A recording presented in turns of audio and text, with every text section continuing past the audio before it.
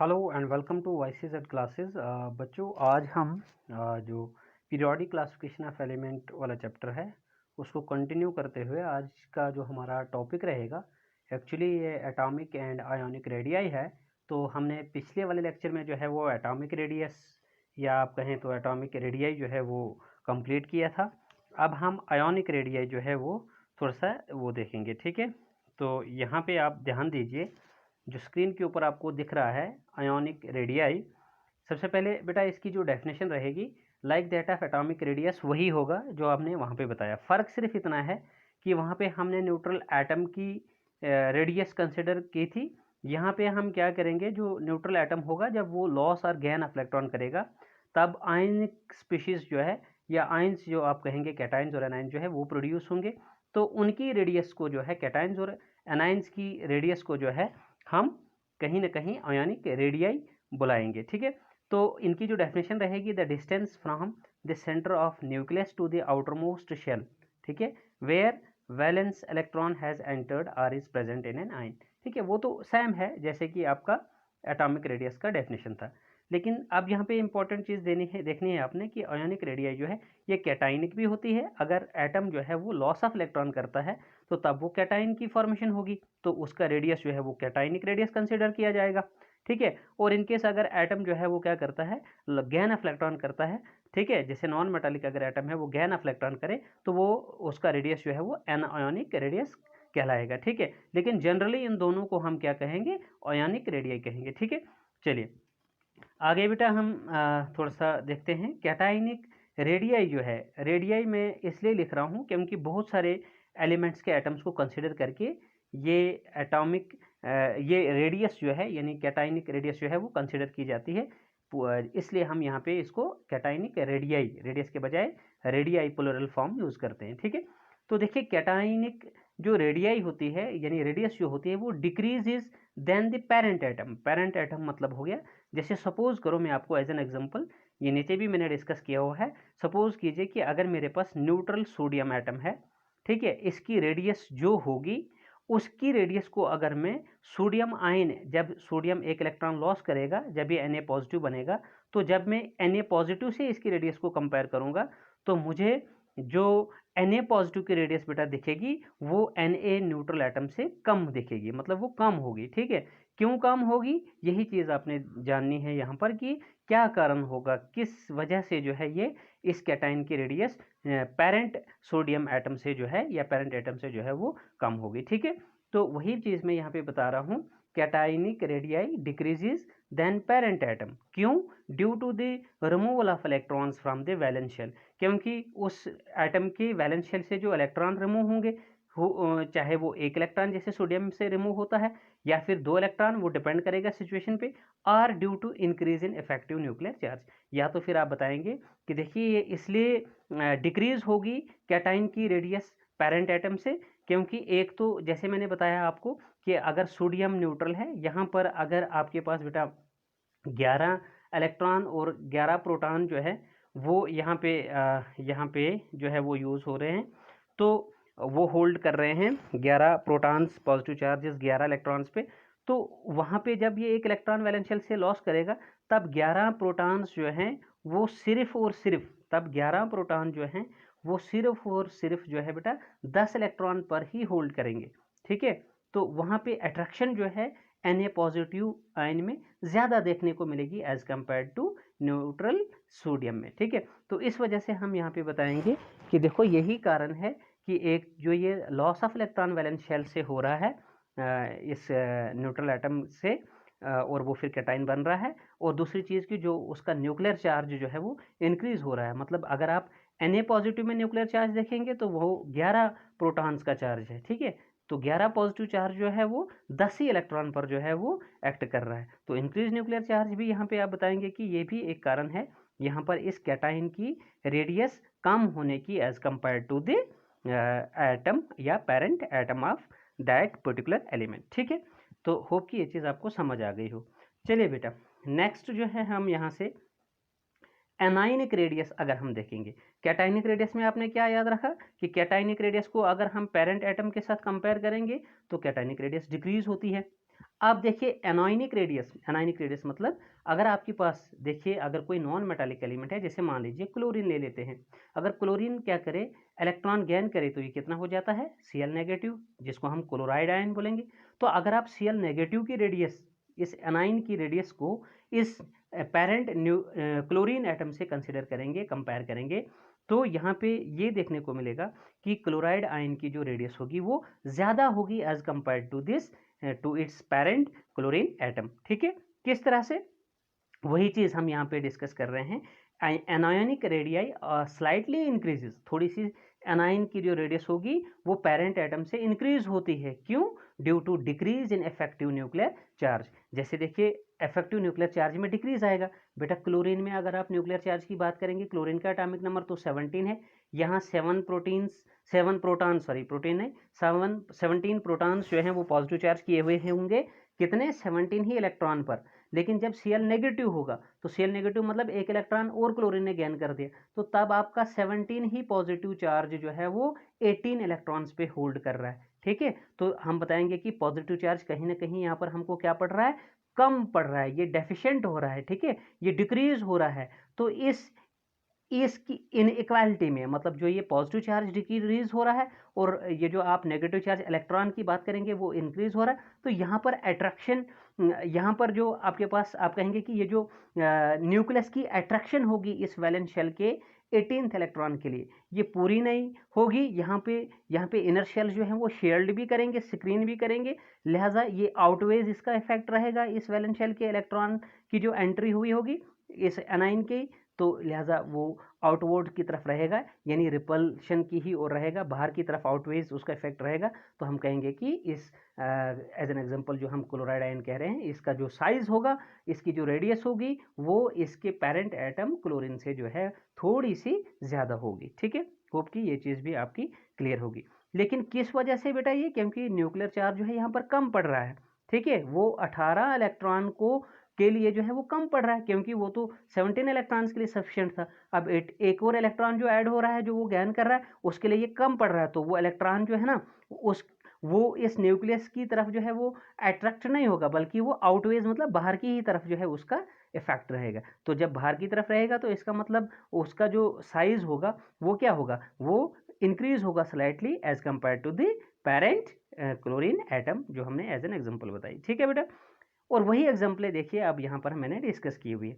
जैसे for example cationic radius, बेटा यही चीज़ मैंने आपको ऊपर बताई कि अगर आप Na पॉजिटिव की देखेंगे, सोडियम आयन की अगर आप रेडियस देखेंगे, यानी कैटाइनिक रेडियस कहो या जनरली आयनिक रेडियस कहो, वो 95 पिकोमीटर होती है। वेयर एज अगर हम atomic radius of sodium atom यानी पेरेंट एटम की बात करें, वो है 154 पिकोमीटर। क्यों, ये चीज़ मैंने अभी आपको ऊपर बताई कि कैटाइन की जो रेडियस है वो स्लाइटली कम होगी as compare to the parent atom, तो वही यहाँ पर एग्जांपल में भी मैंने बताया हुआ है। सिमिलरली अगर हम आयनिक रेडियस यानी एनायनिक रेडियस अगर Cl नेगेटिव की देखें, तो वो 181 है। तो मैंने लेकिन एनाइंस के केस में आपको बताया कि एनाइन की जो रेडियस होगी वो स्लाइटली ज़्यादा होगी उसके पेरेंट एटम से। तो देखिए Cl नेगेटिव जो यहाँ पर आपको नज़र आ रहा है बेटा, उसकी जो रेडियस है यहाँ पर 181 पिकोमीटर जो है वो स्लाइटली ज़्यादा है। ठीक है, मोर है, ज़्यादा है as compared to, you can say that the parent chlorine atom which is 99 picometre. यानी Cl नेगेटिव की बात करोगे उसकी रेडियस जो है वो ज़्यादा है, 181 है, और पेरेंट क्लोरीन की बात करोगे तो 99 है। ठीक है, तो आपने कुल मिला के कैटाइनिक रेडियस और एनाइनिक रेडियस में ये बात याद रखनी है कि जो कैटाइन की रेडियस होती है वो पेरेंट एटम से कम होती है, और जो एनाइन रेडियस होती है वो पेरेंट एटम से थोड़ी ज़्यादा होती है। ठीक है बेटा, चलिए आगे हम बढ़ते हैं इस टॉपिक को आगे लेते हुए। जो यहाँ पे मैंने एक नोट लिखा हुआ है, ये आपने याद रखना है बेटा। नोट लिखा है मैंने, ionic radii shows same trend. देखिए अब जैसे हमने ट्रेंड भी पढ़ना है ना, ये तो मेन क्वेश्चन है हमारा कि जब हम एक ग्रुप में डाउन टॉप से बॉटम की तरफ आएंगे और एक पीरियड में लेफ्ट टू राइट चलेंगे अक्रॉस द पीरियड, तो इन प्रॉपर्टीज ऑफ एलिमेंट्स के साथ क्या होगा। तो अगर हम इस आयोनिक रेडियाई कैटाइनिक और एनायनिक रेडियाई की ट्रेंड की बात करें कि डाउन द ग्रुप जब आए तो क्या होगा और अक्रॉस द पीरियड जब आए तो क्या होगा, ये सेम बिहेव करेगा बेटा उसी तरह से जिस तरह से आपने एटॉमिक रेडियाई या एटॉमिक रेडियस का ट्रेंड पिछले लेक्चर में पढ़ा। ठीक है, तो देखिए ionic radii shows the same trend on moving down the group and across the period that is from left to right as that of the atomic radius. तो यहाँ पर ज़्यादा उलझने की ज़रूरत नहीं है, वही याद रखना है कि जो एटॉमिक रेडियस के साथ हमने बताया कि डाउन द ग्रुप जब हम आते हैं एटॉमिक रेडियस जो है वो इंक्रीज होती है due to the increase in number of shells, तो आयोनिक रेडियस भी डाउन द ग्रुप आने से जो है वो इंक्रीज ही होगी। ठीक है, उसी तरह से जब हमने कहा कि on moving across the period left to right जो है एटॉमिक रेडियस बेटा डिक्रीज होती है, तो ठीक यहाँ पर आयोनिक रेडियस के लिए भी हम यही चीज़ बताएंगे कि on moving across the period ionic radius जो है वो बी एटॉमिक रेडियस की तरह डिक्रीज ही होगी। ठीक है, होप कि ये चीज़ जो है आपकी बेटा क्लियर हुई हो। चलिए आगे बढ़ते हैं। अब आपने यहाँ पर कुछ और चीज़ें याद रखनी है, इंपॉर्टेंट है, this is very important point जो मैंने यहाँ पर स्टार पॉइंट लिखा हुआ है बेटा।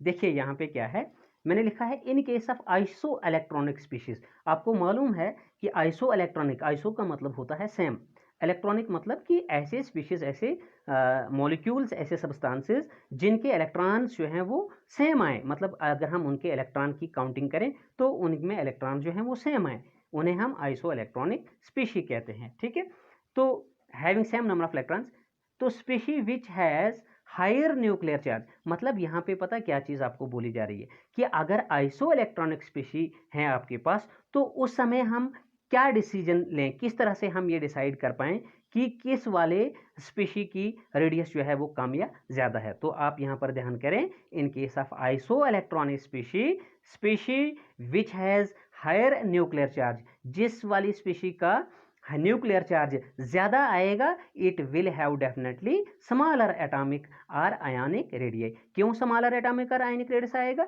क्योंकि हायर न्यूक्लियर चार्ज जो होगा वो उस इलेक्ट्रॉन के साथ, मतलब जो इनइक्वालिटी पॉजिटिव नेगेटिव के बीच में आएगी, वहाँ अट्रैक्शन ज़्यादा बनेगी, और जो वो वैलेंस शेल होगा वो क्या होगा, वो न्यूक्लियस की तरफ जो है वो खींचा जाएगा और साइज जो है वो डिक्रीज होगी। ठीक है, जैसे मैंने देखिए यहाँ पर एग्जांपल ली है। ठीक है, अगर हम यहाँ पे बेटा बात करेंगे किसकी, Na पॉजिटिव आयन की अगर बात करें, सोडियम आयन की, और मैग्नीशियम आयन की अगर हम यहाँ पे बात करेंगे, तो देखिए Na पॉजिटिव और Mg2 पॉजिटिव आइसो इलेक्ट्रॉनिक है। कैसे आइसो इलेक्ट्रॉनिक है? सोडियम का एटॉमिक नंबर 11 है, लेकिन Na पॉजिटिव मतलब एक इलेक्ट्रॉन लॉस हुआ है, तो कितना इलेक्ट्रॉन बचे यहाँ पर? 10 इलेक्ट्रॉन बचे। और मैग्नीशियम का एटॉमिक नंबर बेटा 12 होता है, लेकिन Mg2 पॉजिटिव आयन है हमारा, तो 2 इलेक्ट्रॉन 12 में से गए, बाकी कितना बचा? 10। तो 10 इलेक्ट्रॉन स्पीशी ये है आपका, 10 इलेक्ट्रॉन स्पीशी ये है आपका, आइसो इलेक्ट्रॉनिक है। अब यहाँ पर हम कैसे बताएं कि किस वाले स्पीशी की साइज जो है वो कम है और किसकी ज़्यादा है? तो मैंने बताया न्यूक्लियर चार्ज को देखिए, जिसका न्यूक्लियर चार्ज ज़्यादा होगा उसकी साइज कम होगी। तो देखो बेटा यहाँ मैग्नीशियम में जो अगर आप देखेंगे न्यूट्रल यानी पेरेंट मैग्नीशियम में देखेंगे तो वहाँ 12 पॉजिटिव चार्ज है। ठीक है, और यहाँ पे अगर आप देखोगे तो यहाँ पर सिर्फ आपका 11 पॉजिटिव चार्ज है। ठीक है, पॉजिटिव चार्ज यहाँ 11 ही रहेगा और इलेक्ट्रॉन यहाँ 10 रहेंगे, यहाँ पर पॉजिटिव चार्ज 12 रहेगा और इलेक्ट्रॉन जो है वो 10 रहेंगे। लेकिन न्यूक्लियर चार्ज देखिए पॉजिटिव चार्ज कहाँ ज़्यादा है, तो वही यहाँ इस वाले Mg2 पॉजिटिव में ज़्यादा है। लिहाजा आप बता सकते हो यहाँ पर कि sir due to the increase in nuclear charge in case of Mg2 positive, Mg2 positive has radius that means ionic radius higher और greater than Na positive. Hope कि आपको ये चीज़ बेटा क्लियरली समझ में आ गई हो। ठीक है, चलिए हम अब आगे बढ़ते हैं, आगे कंटिन्यू करते हैं टॉपिक को। ये आइसो इलेक्ट्रॉनिक वाला स्पीशीज भी आपको क्लियर हो गया।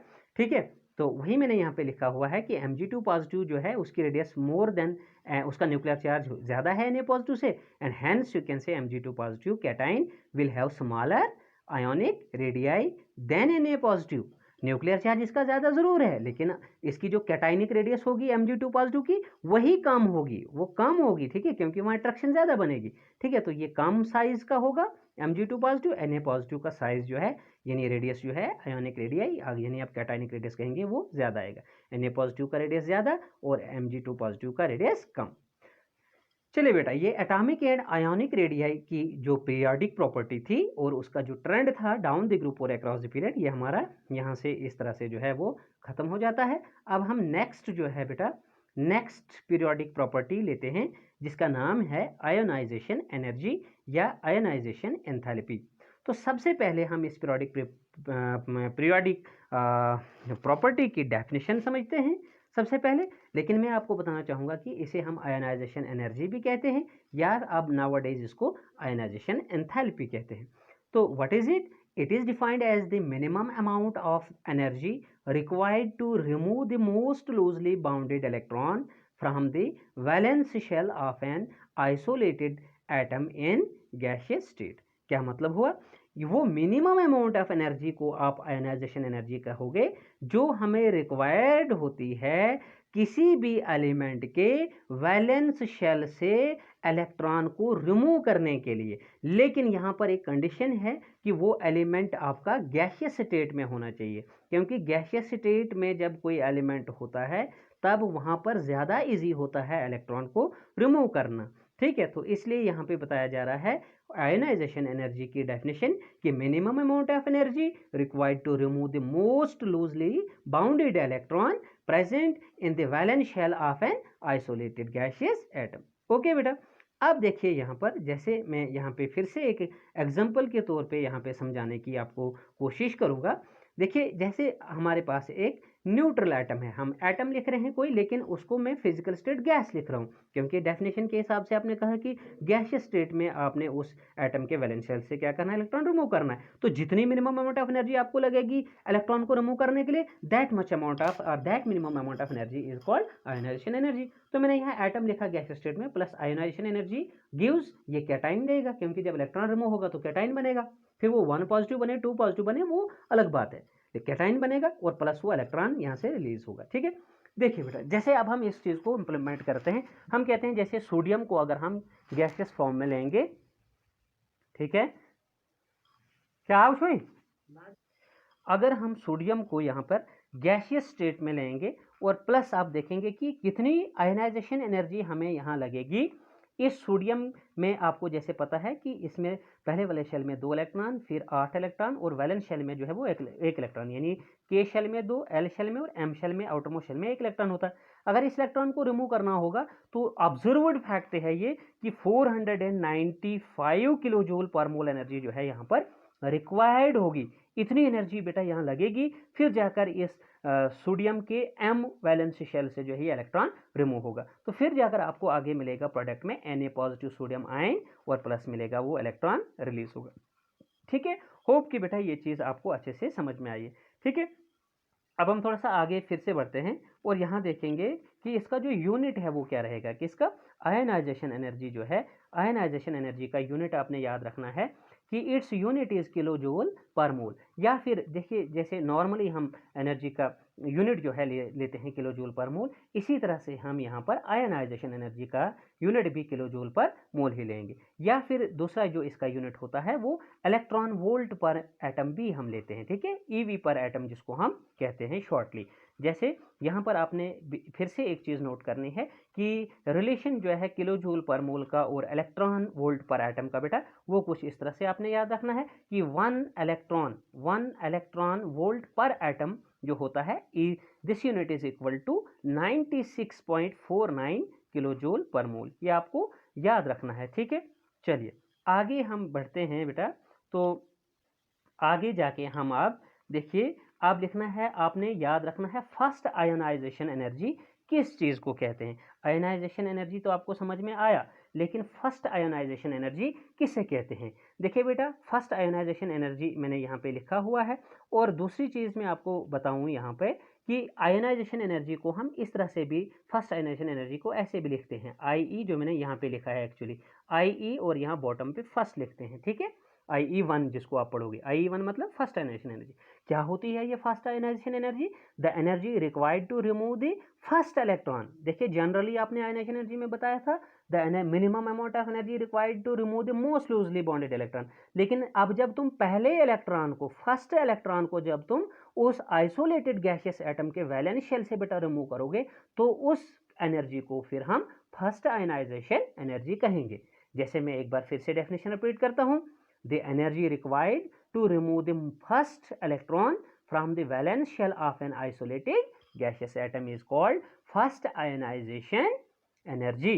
Similarly बेटा, जब हम सेकेंड इलेक्ट्रॉन को उस गैसियस एलिमेंट के एटम के वैलेंस शेल से रिमूव करेंगे, तो तब हम उसको क्या बोलेंगे, तब हम उसको सेकेंड आयोनाइजेशन एनर्जी बोलेंगे। ठीक है, तो देखिए यहाँ पर जैसे सेकेंड आयोनाइजेशन एनर्जी का डेफिनेशन भी मैंने दिया हुआ है कि उसको रिप्रेजेंट IE2 से करते हैं। It is the energy required to remove the second electron from the valence shell of an isolated gaseous atom. इसी तरह से बेटा सिमिलरली थर्ड आयनाइजेशन भी हुआ करती है। Energy required to remove the third electron from the valence shell of an isolated gaseous atom. ठीक है बेटा, तो होप कि ये first ionization energy, second ionization energy, third ionization energy जो है आपको अच्छे से समझ आ गई हो। अब इनको हम कंपेयर करते हैं, ठीक है, कि फर्स्ट आयनाइजेशन एनर्जी सबसे ज़्यादा होती है, सेकंड सबसे ज़्यादा होती है, या फिर थर्ड होती है। ठीक है, यानी इनका इंक्रीजिंग ऑर्डर और डिक्रीजिंग ऑर्डर आपको समझना है।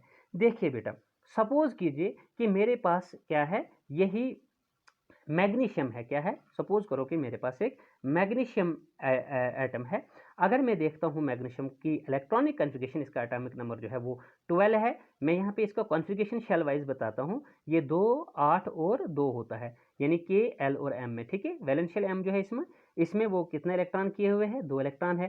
सपोज करो कि इसके वैलेंस शेल में यानी 3 शेल टोटल हैं यहाँ पर, इस तीसरे शेल में जो 2 इलेक्ट्रॉन हैं, मान लीजिए कि जब पहला इलेक्ट्रॉन यहाँ से रिमूव होता है बेटा, तो फिर जितनी आयनेशन एनर्जी लगेगी वो आपको IE1 कहलाएगी। ठीक है, आयनेशन एनर्जी फर्स्ट कहलाएगी। लेकिन कहने का मतलब ये है कि देखो, कंपेयर करो IE1 और IE2 को बेटा। जब एक इलेक्ट्रॉन यहाँ से रिमूव हो जाएगा, जब ये इलेक्ट्रॉन रिमूव नहीं हुआ था तब क्या सिचुएशन थी? तब ये 12 प्रोटॉन जो है ये होल्ड किए हुए थे 12 इलेक्ट्रॉन पर। जब ये इलेक्ट्रॉन रिमूव हो जाएगा तो तब यहाँ पर सिचुएशन क्या रहेगी? तब रहेगी 12 प्रोटॉन, पॉजिटिव चार्ज 12 ही रहेगा, लेकिन इलेक्ट्रॉन एक रिमूव हो गया, लॉस हो गया, तो इलेक्ट्रॉन में कमी हो गई, तो 12 इलेक्ट्रॉन के बजाय आपके पास 11 ही इलेक्ट्रॉन रहेंगे। ठीक है, तो यहाँ पे अब जो अट्रैक्शन बनेगी बेटा, यहाँ इस वाले केस में इस वाले केस में 12 प्रोटॉन और 11 इलेक्ट्रॉन की अट्रैक्शन ज्यादा बनेगी। मतलब जब आपने इस सेकंड इलेक्ट्रॉन को यहां से रिमूव करना होगा, तब आयनाइजेशन एनर्जी जो है वो ज्यादा लगेगी as compare to the first one. Similarly इसी तरह से आप कह सकते हो कि जब हमें किसी एलिमेंट के वैलेंस शेल से थर्ड इलेक्ट्रॉन को रिमूव करना पड़ेगा, तो तब हमको एज कंपेयर टू फर्स्ट और सेकंड आयनाइजेशन एनर्जी से भी ज़्यादा आयनाइजेशन एनर्जी जो है वो ज़रूरत पड़ेगी। तो यहाँ पर डिक्रीजिंग ऑर्डर इस तरह से बेटा आप याद रखेंगे, decreasing order of various ionization energies is ionization energy third, यानी थर्ड आयनाइजेशन एनर्जी जो होती है बेटा वो हमेशा ज़्यादा होती है। ठीक है, then second ionization energy, and it is greater than first ionization energy. यानी सबसे ज़्यादा आयनाइजेशन एनर्जी कौन सी होती है? थर्ड। उससे कम कौन सी होती है? सेकंड। और सबसे कम कौन होती है? First ionization energy. ठीक है, ये तो डिक्रीजिंग ऑर्डर हो गया। आप इसका इंक्रीजिंग ऑर्डर भी कर सकते हो। इंक्रीजिंग ऑर्डर कैसे बनाएंगे आप बताएंगे, first ionization energy is less, ये कम होती है। ठीक है, then second ionization energy and it is less than third ionization energy. लेकिन अगर आपने ये इंक्रीजिंग ऑर्डर बनाना होगा तो डिक्रीजिंग ऑर्डर में बताना है बेटा, तो ये वाला ट्रेंड फॉलो करना है। ठीक है, होप कि ये चीज़ भी आपकी क्लियर हुई है। अब यहाँ से आगे जब हम जाएंगे बेटा, अब हम आयोनाइजेशन एनर्जी के फैक्टर्स पढ़ेंगे। ठीक है, काफ़ी इंपॉर्टेंट है ये भी, factors affecting ionization energy. Affecting ionization energy जो है वो हमारे पास कुछ इस तरह से आते हैं, जो मैंने एनलिस्ट किए हैं यहाँ पर। वो हैं एटॉमिक साइज। ठीक है, एटॉमिक साइज मतलब एटॉमिक और ionic radius, nuclear charge, screening effect या शील्डिंग इफेक्ट भी हम इसको कहते हैं, इलेक्ट्रॉनिक कॉन्फ़िगरेशन, ठीक है, शेप ऑफ ऑर्बिटल एंड, ठीक है, उसके बाद फिर variation of ionization energy across और डाउन द ग्रुप देखनी है। लेकिन ये 5 फैक्टर्स हैं जो इफेक्ट करते हैं आयनाइजेशन एनर्जी को। देखिए किस तरह से इनको हम 1 बाय 1 जो है थोड़ा एक्सप्लेन करते हैं। देखो बेटा, सबसे पहला फैक्टर जो एटॉमिक साइज का है, ये किस तरह से इफेक्ट करता है आयनाइजेशन एनर्जी को। देखिए आयनाइजेशन एनर्जी जो है वो प्राइमरीली डिपेंड करती है किस पर? On the atomic and ionic size. मतलब bigger the size of an atom, अगर आपके पास, मान लीजिए बेटा मैं आपको इस तरह से समझाता हूं एटॉमिक साइज किस तरह से इफेक्ट करता है आयनाइजेशन एनर्जी को। मान लीजिए कि आपके पास 2 एटम है। ठीक है, जैसे मैं यहाँ पे आपको बताऊंगा। ठीक है, जैसे सपोज कीजिए कि मैंने आपको बताया ये लिथियम है। ठीक है, लिथियम में 2 शेल वाला एटम ये है, और इसके आगे जो है ये बेरिलियम है। ठीक है, इसमें भी 2 शेल हैं इस तरह से। ठीक है, यहाँ पे भी आप बोल सकते हो, या फिर ये लिथियम है, ठीक है। और यहाँ पे फिर आप दूसरा लिथियम के नीचे जो है वो सोडियम है उधर, लेकिन आपको 3 शेल देखने को मिलेंगे। ठीक है, ये 3 आप एग्जांपल्स ले सकते हो। देखो, अगर आप बताओगे यहाँ पर कि जितना बिगर साइज होगा एटम का या आयन का, उतनी ही उसमें जो है force of attraction between the nucleus and it's valence electron जो है वो वीक होगी। ठीक है, मतलब न्यूक्लियस और वैलेंस शेल का इलेक्ट्रॉन जो है उतनी कम फोर्स से आपस में अट्रैक्ट किए हुए होंगे। ठीक है, जिसकी वजह से आपको आसान होगा वहां पर इलेक्ट्रॉन को रिमूव करना। ठीक है, जैसे यहाँ लिथियम की अगर हम बात करेंगे बेटा, आगे की तरफ जाएंगे, लिथियम का साइज ज़्यादा आएगा, बेरिलियम का साइज कम आएगा अक्रॉस द पीरियड जब हम चलते हैं। ये चीज़ मैंने आपको पीछे पढ़ाई। क्यों? क्योंकि due to increased nuclear charge आगे की तरफ जाने से। ठीक है, और जब हम डाउन द ग्रुप जाएंगे बेटा, तो डाउन द ग्रुप हम देखते हैं कि एटॉमिक साइज जो है वो इंक्रीज होता है, यानी लिथियम का साइज कम है लेकिन सोडियम का साइज जो है वो ज़्यादा है। तो अगर हम यहीं पर देखेंगे लिथियम और सोडियम के केस में बेटा, तो देखेंगे कि किसकी आयनेशन एनर्जी की, कहाँ पे आपको आयनेशन एनर्जी ज़्यादा लगेगी, कहाँ पर आपको आयनेशन एनर्जी कम लगेगी। ठीक है, तो जिसका साइज ज़्यादा, तो लिथियम और सोडियम में से किसका साइज ज़्यादा है? सोडियम का डेफिनेटली ज़्यादा है, क्योंकि यहाँ पर 3 शेल है। ठीक है, तो इसका साइज जब ज़्यादा है तो यहाँ पर जो फोर्स ऑफ अट्रैक्शन होगी between the nucleus and electron, वो होगी ज़रूर, लेकिन एज कंपेयर टू लिथियम जो है वो कम क्या होगी, यानी वीक होगी। क्या होगी? वीक होगी सोडियम वाली। तो लिथियम वाली जो है थोड़ी ज़्यादा स्ट्रांग होगी। तो बेटा जितनी ज़्यादा वैलेंस शेल का इलेक्ट्रॉन, मतलब जितना वीकली अट्रैक्टेड होगा न्यूक्लियस से, उतने आपको आयनाइजेशन एनर्जी जो है वो कम लगती है इलेक्ट्रॉन को रिमूव करने के लिए। होप कि ये चीज़ आपको समझ आ गई हो। लेकिन इसी तरह से जब आप आगे की तरफ देखेंगे बेटा, जब लिथियम और बेरिलियम को आप कंपेयर करेंगे, आप एक ही चीज़ इस पे याद रखिए, एटॉमिक साइज किस तरह से इफेक्ट करेगा, कि जब ज़्यादा साइज होगा तो तब जो है वहां पर वीक फोर्सेस ऑफ अट्रैक्शन होंगे, और जब वीक फोर्सेस ऑफ अट्रैक्शन होंगे इसका मतलब है कि वैलेंस शेल का इलेक्ट्रॉन न्यूक्लियस से वीकली अट्रैक्टेड है, तो वहां पर आयनाइजेशन एनर्जी का जो वैल्यू है वो कम लगेगा आपको इलेक्ट्रॉन को रिमूव करने के लिए। ठीक है, होप कि ये चीज़ आपकी क्लियर हो। तो क्या लिखेंगे आप यहाँ पर, क्या याद रखेंगे आप एटॉमिक साइज में? आप याद रखेंगे यहाँ पर, we know that ionization energy depends upon, primarily depends upon atomic and ionic size, that is bigger the size of an atom or ion, weaker is the force of attraction between nucleus and valence electron, and hence smaller will be the value of ionization energy and vice versa you can say। ठीक है बेटा, चलिए next जो factor है उसको समझते हैं। Nuclear charge किस तरह से इफेक्ट करता है आयनाइजेशन एनर्जी को। सबसे पहले आप देखिए न्यूक्लियर चार्ज होता है क्या है बेटा। Nuclear charge is defined as the total positive charge. किसको कहते हैं न्यूक्लियर चार्ज? हम total positive charge carried by the nucleus of an atom. जो न्यूक्लियस का चार्ज है टोटल, उसी को न्यूक्लियर चार्ज बोलते हैं। तो अगर if nuclear charge is high, अगर न्यूक्लियर चार्ज जो है बेटा ज्यादा होगा, the force of attraction between the valence electron and nucleus will also be strong. वो ज्यादा मजबूत, अगर न्यूक्लियर चार्ज ज्यादा है तो force of attraction between nucleus and valence electron जो है वो ज्यादा देखने को मिलेगी। ठीक है, जब फोर्स ऑफ अट्रैक्शन स्ट्रांग होगी तो इसका मतलब आयनाइजेशन एनर्जी जो है रिक्वायर्ड वो आपको क्या होगी, मोर होगी, मतलब ज्यादा एनर्जी रिक्वायर्ड होगी। क्यों? वहां पर इलेक्ट्रॉन को आप आसानी से रिमूव नहीं कर सकते हो, क्योंकि वो स्ट्रांगली अट्रैक्टेड होगा न्यूक्लियस से। तो लिहाजा ऐसी सिचुएशन में हमको ज्यादा आयोनाइजेशन एनर्जी जो है वो रिक्वायर्ड होगी इलेक्ट्रॉन को रिमूव करने के लिए।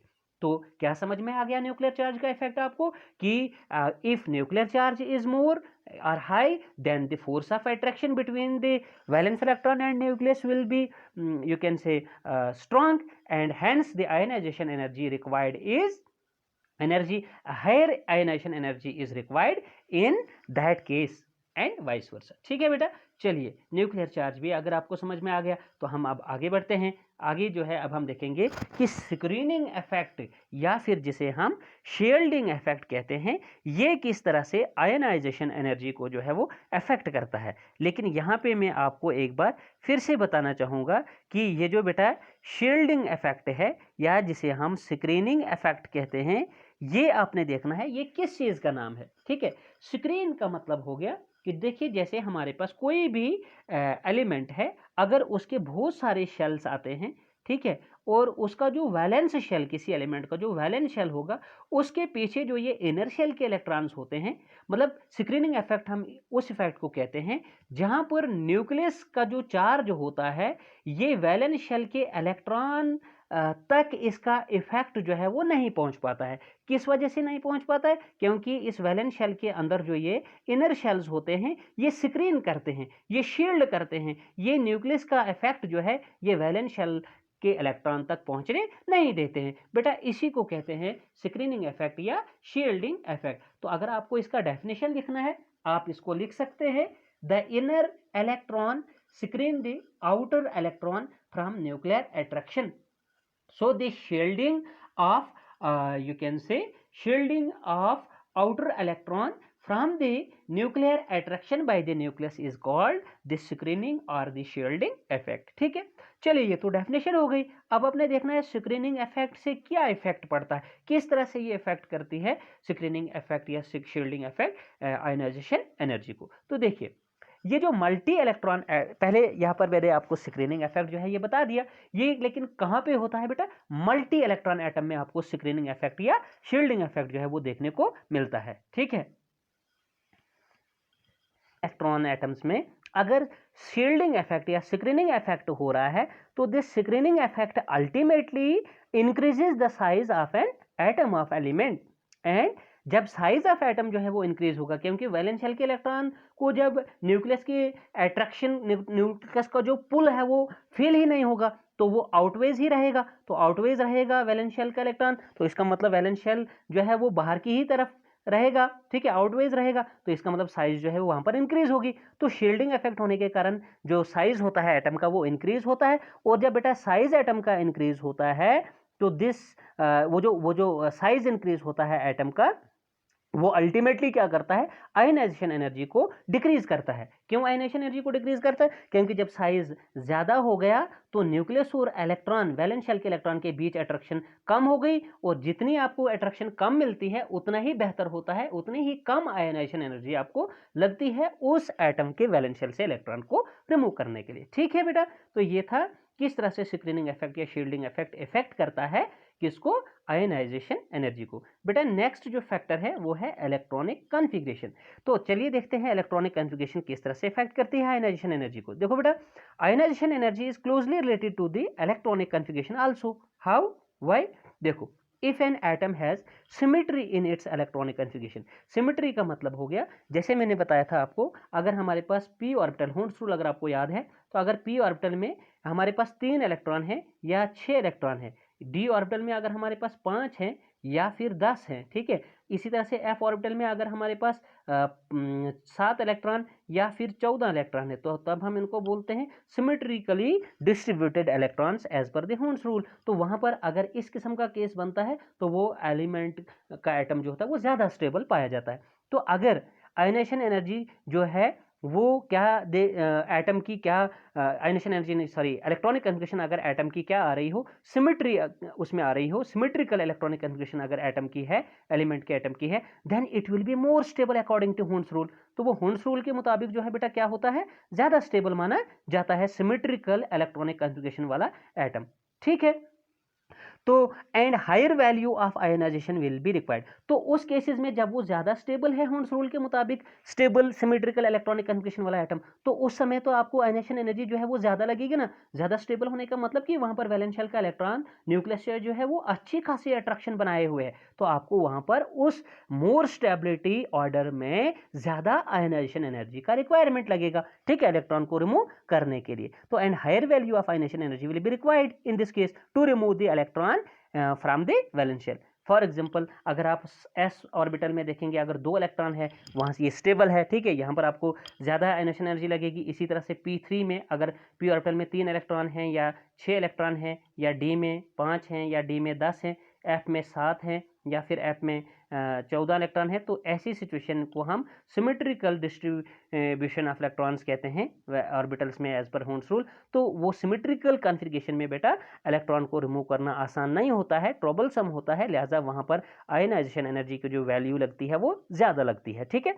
तो इस तरह से इलेक्ट्रॉनिक कॉन्फ़िगरेशन भी जो है वो अफेक्ट करती है आयनाइजेशन एनर्जी को, and hence atoms are ions with these you can say symmetrical electronic configuration in valence shell will have unexpectedly higher values of their ionization energies। ठीक है बेटा, होप कि आपको ये वाला इफेक्ट भी इलेक्ट्रॉनिक कॉन्फ़िगरेशन ऑफ एटम भी समझ में आ गया हो कि किस तरह से ये इफेक्ट करता है आयनाइजेशन एनर्जी को। चलिए बेटा, लास्ट इफेक्ट है शेप ऑफ ऑर्बिटल।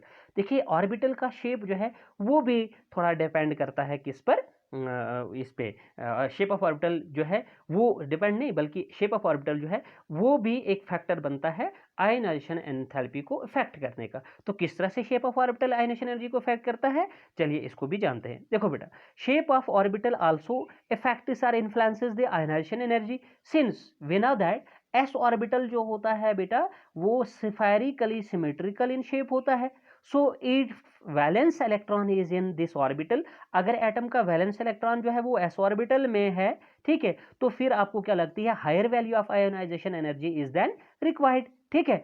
इसी तरह से अब आपने यहां पर याद रखनी है कि सीक्वेंस जो हमारे पास ऑर्बिटल्स की बनेगी, sequence of ionization energy decreases in the order of orbitals as mentioned below. आपने याद रखना है यहां पर बेटा कि अगर हमारे पास s ऑर्बिटल है, फिर p ऑर्बिटल है, d ऑर्बिटल है और f ऑर्बिटल है, तो आपने याद रखना है सबसे ज्यादा आयोनाइजेशन एनर्जी आपको कहां पे लगती है जब इलेक्ट्रॉन किस ऑर्बिटल में होता है, s ऑर्बिटल में। यहां पर सबसे ज्यादा इलेक्ट्रॉन आपको एनर्जी रिक्वायरमेंट जो है आयोनाइजेशन का आपको लगता है। सबसे ज्यादा आयोनाइजेशन एनर्जी किस शेप ऑफ ऑर्बिटल में लगती है इलेक्ट्रॉन को रिमूव करने के लिए, s में। उससे कम कहां पर लगती है, p में। उससे कम कहां पर लगती है, d में। और सबसे कम जो है वो कहां पर लगती है बेटा, f में। समझ आ रही है आपको बात? सबसे ज्यादा आयोनाइजेशन एनर्जी कहां पे लगती है इलेक्ट्रॉन को रिमूव करने के लिए, s में। उससे कम p में, उससे कम d में, उससे कम f में। तो ये ऑर्डर आपने याद रखना है, ठीक है बेटा।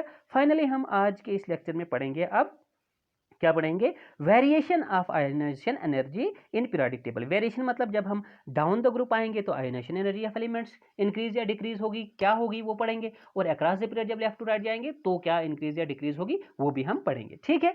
तो अभी तक जो है हमने फैक्टर्स अफेक्टिंग आयोनाइजेशन एनर्जी को कंप्लीट किया। चलिए बेटा, आज हम वेरिएशन ऑफ आयोनाइजेशन एनर्जी को भी पढ़ लेते हैं, ठीक है। तो जहन में रखने हैं आपने सारे पॉइंट जो आयोनाइजेशन एनर्जी के मैंने आपको बताए, फिर जाकर आपको ये ट्रेंड समझ में आएंगे, यानी वेरिएशन डाउन द ग्रुप और अक्रॉस द पीरियड समझ आएगी। देखिए मैंने लिखा हुआ है ट्रेंड यहाँ पर, on moving down the group. जब आप किसी भी ग्रुप में डाउन आएंगे यानी टॉप से बॉटम की तरफ आएंगे, ठीक है, आयोनाइजेशन एनर्जी डिक्रीजेस। तो आयोनाइजेशन एनर्जी क्या होगी, डिक्रीज होगी। क्यों डिक्रीज होगी, due to increase in number of shells. भाई इसका मतलब है आयोनाइजेशन एनर्जी भी प्राइमरीली डिपेंड करती है एटम के साइज पर। समझ आ रही बात? तो अगर सपोज करो डाउन द ग्रुप आप आ रहे हो, तो डाउन द ग्रुप आपको पता है कि साइज इंक्रीज होती है। साइज इंक्रीज, जैसे मान लीजिए यहाँ पर लिथियम है, यहाँ सोडियम है, ग्रुप फर्स्ट की अगर हम बात करें, ठीक है, यहाँ सोडियम है, यहाँ आपका पोटेशियम है, ठीक है, वगैरह वगैरह। तो आप बताएंगे कि लिथियम में कितने शेल्स हैं, 2। पोटेशियम में 3 शेल्स हो जाते हैं, ठीक है, ये सॉरी सोडियम में, पोटेशियम में आपके 4 शेल्स हो जाएंगे। तो नीचे की तरफ आने से साइज क्या हो रही है, इंक्रीज हो रही है। तो force of attraction between nucleus और इलेक्ट्रॉन क्या हो रही है, शाबाश, डिक्रीज हो रही है। पहले पहले फोर्स ऑफ अट्रैक्शन न्यूक्लियस और इलेक्ट्रॉन की ज्यादा देखने को मिल रही है लिथियम में, फिर वो सोडियम में थोड़ी कम हो जाती है, साइज जो कि बढ़ जाता है। फिर वो पोटेशियम में जो है वो और ज़्यादा कम हो जाती है, क्योंकि साइज और ज़्यादा इंक्रीज हो जाता है। तो यहाँ पे मैंने आपको अभी अभी जो फैक्टर्स भी पढ़ा है उनसे भी आपको ये चीज़ पता चली कि जब हमारे पास अट्रैक्शन बिटवीन न्यूक्लियस और वैलेंस इलेक्ट्रॉन ज़्यादा होती है तो आयोनाइजेशन एनर्जी जो है फिर हमारे पास ज़्यादा लगती है, ठीक है। और जब हमारे पास न्यूक्लियस और वैलेंस शेल के इलेक्ट्रॉन के बीच अट्रैक्शन कम होती है तो आयोनाइजेशन एनर्जी कम लगती है। तो देखिए यहाँ पर ये आयोनाइजेशन एनर्जी डायरेक्टली डिपेंड करती है attraction of nucleus and valence electron पर। तो वो डाउन द ग्रुप क्या हो रही है, वो डाउन द ग्रुप जो है वो डाउन द ग्रुप जो है अट्रैक्शन डिक्रीज हो रही है बेटा। तो हम कह रहे हैं कि आयोनाइजेशन एनर्जी भी डाउन द ग्रुप डिक्रीज हो रही है, ठीक है। होप कि ये चीज़ आपको समझ में आ गई हो। अब देखिए मैंने थोड़ा रीज़न भी यहाँ पे बताया है क्यों हो रही है जी ये down the group decrease, due to increase in number of shells. एक तो शेल्स बढ़ते हैं डाउन द ग्रुप जाने से, and increase in screening effect. Screening effect मैंने अभी आपको समझाया, वो भी मैंने आपको बताया कि वैलेंस शेल को जो इनर शेल्स होते हैं वो न्यूक्लियस के इफेक्ट से न्यूक्लियस की जो पुल होती है उससे वो उसको शील्ड करते हैं, वो भी एक कारण बनता है यहाँ पर आयनाइजेशन एनर्जी डिक्रीज होने का। तो वेयर हैज अगर हम देखेंगे on moving across the period, अगर हम लेफ्ट टू राइट जाएंगे बेटा, तो लेफ्ट टू राइट यानी अक्रॉस द पीरियड अगर हम जाएं तो आयनाइजेशन एनर्जी इंक्रीज होती है। क्यों इंक्रीज होती है जी? ड्यू टू, यहाँ पर आप बताओगे due to decrease in atomic size, क्योंकि आपको पता है कि मैंने पहले बता दिया आयनाइजेशन एनर्जी प्राइमरीली डिपेंड करता है एटॉमिक साइज पर। तो जब हम अक्रॉस द पीरियड जाते हैं एटॉमिक साइज डिक्रीज होती है। क्यों? Due to increase due to increase in nuclear charge, क्योंकि जब आप आगे की तरफ जाते हो डिक्रीज एटॉमिक साइज इसलिए होती है क्योंकि न्यूक्लियर चार्ज जो है वो इंक्रीज होता है। ठीक है, तो यहाँ पे बेटा आप बताएंगे कि जब हम अक्रॉस द पीरियड जाते हैं एटॉमिक साइज चूंकि इंक्रीज, एटॉमिक साइज चूंकि क्या होती है डिक्रीज, इंक्रीज नहीं होती है एटॉमिक साइज, डिक्रीज होती है। मतलब पहले वाले एटम का साइज ज़्यादा होता है, अगले वाले का साइज कम होता है, अगले वाले का साइज कम होता है, ठीक है, पीरियड में।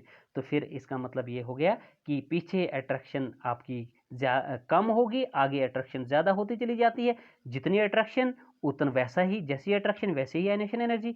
यहाँ अट्रैक्शन आपकी कम थी, आयनाइजेशन एनर्जी क्या लग रही थी आपकी, यहाँ पर जो आयनाइजेशन एनर्जी थी आपकी वो कम लग रही थी। लेकिन जैसे अट्रैक्शन बढ़नी शुरू हो गई तो आयनाइजेशन एनर्जी की वैल्यू भी बढ़नी शुरू हो गई, ठीक है, क्योंकि वो उस पर डायरेक्ट डिपेंड करती है। तो that is why we say that on moving across the period the ionization energy increases. मतलब पहले वाले जैसे सेकंड पीरियड वाले एलिमेंट की अगर बात करोगे लिथियम, बेरिलियम, बोरान की, तो लिथियम के लिए आयनाइजेशन एनर्जी कम लगेगी, बेरिलियम के लिए ज़्यादा लगेगी, ठीक है, बोरान के लिए और ज़्यादा लगेगी क्योंकि वहाँ अट्रैक्शन बढ़ जाएगी, और कार्बन के लिए और ज़्यादा लगेगी क्योंकि वहाँ अट्रैक्शन और ज़्यादा बढ़ जाएगी न्यूक्लियस और वैलेंस शेल के इलेक्ट्रॉन की। होप कि बेटा ये चीज़ आपकी क्लियर हुई हो। चलिए अब फाइनली यहाँ पर आपने याद रखना है, always remember that ionization energy of group 15 जो है। अब देखिए यहाँ पर बहुत इंटरेस्टिंग बात फिर से आ रही है कि जब हम अब पीरियोडिकली चल रहे थे तो पीरियोडिकली जाने से हमें ये चीज़ देखने को मिल रही थी कि एटॉमिक साइज पर जब आयनाइजेशन एनर्जी डायरेक्टली डिपेंड करती है तो आयनाइजेशन एनर्जी जो है, ये एटॉमिक साइज जो है वो अक्रॉस द पीरियड क्या होती है, वो डिक्रीज होती है। तो डिक्रीज होने के कारण जो है हमारी आयनाइजेशन एनर्जी जो है वो इंक्रीज होती है, ठीक। तो यहाँ पर आप बताओगे कि एक चीज़ याद रखनी है कि जो ग्रुप 15 है, तो ग्रुप 15 यहाँ पे मान लीजिए है, इसके लेफ्ट पे ग्रुप 14 है और इसके राइट पे ग्रुप 16 है।